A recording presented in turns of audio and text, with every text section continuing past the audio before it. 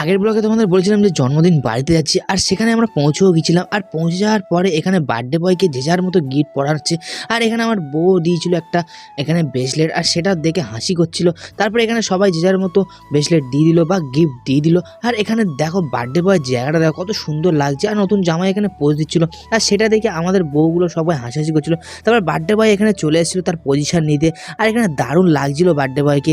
আর কেকটা দেখো মিয়ামো থেকে নেওয়া, মিয়ামোর কেক সত্যিই দারুণ সুন্দর, আর যেমন সুন্দর তেমন খেতে। আর এখানে হ্যাপি বার্থডে টুই করছিল।